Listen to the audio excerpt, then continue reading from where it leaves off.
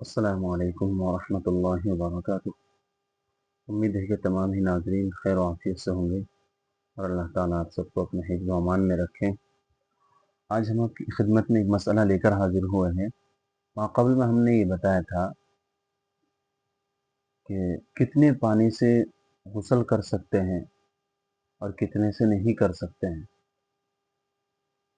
اور اس میں وضو کا بھی بتلایا تھا۔ اب یہ ہے کہ مسجد اور مدرسے کے پانی سے اعضائے وضو کو 3 مرتبہ سے زیادہ دھو سکتے ہیں یا نہیں دھو سکتے ہیں، جائز ہے یا نہیں جائز ہے؟ اس کے جواباً میں عرض یہ ہے کہ اگر مسجد اور مدرسے کا پانی ہے تو یہ بات صحیح ہے کہ اس سے 3 مرتبہ اعضائے وضو کو نہیں دھو سکتے، ناجائز ہے۔ اور اگر وہ پانی ٹاکی یا نل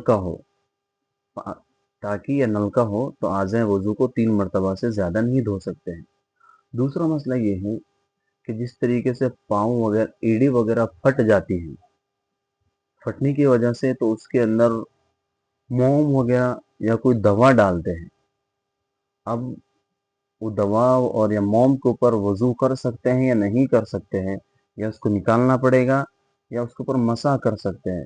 تو اس کے جواباً عرض یہ ہے کہ اگر دوا اور موم کو نکالنے کے بعد میں زخم ہے، گہرا ہے، اور اس کو نکالنے کے بعد میں تکلیف ہوتی ہے، اور اگر پانی ڈالیں گے تو اور زیادہ تکلیف بڑھ جاتی ہے، تو اس صورت میں یہ ہے کہ جو دوا لگائی ہے یا جو موم لگائی ہے اس کے اوپر سے پانی گزار دینا کافی ہوگا، کیونکہ شریعت کے اندر یہ ہے کہ جہاں تکلیف والا معاملہ آتا ہے تو وہاں شریعت تخفیف دے دیتی ہے، وہاں جہاں تکلیف ہوتی ہے وہاں شریعت تخفیف دے دیتی ہے۔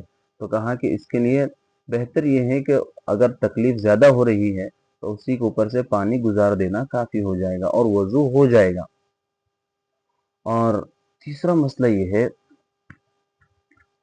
کہ آج کل حکومت کی طرف سے ووٹ ڈالتے وقت جو ہاتھوں پر جو نشان لگایا جاتا ہے، کیمیکل جو لگایا جاتا ہے، وہ دراصل کیمیکل ہے۔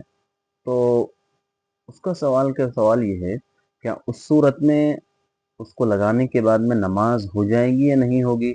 اور اگر نماز پڑھنی ہے تو جو نمازیں پڑھی ہیں ان نمازوں کا اعادہ ضروری ہے یا نہیں ہے؟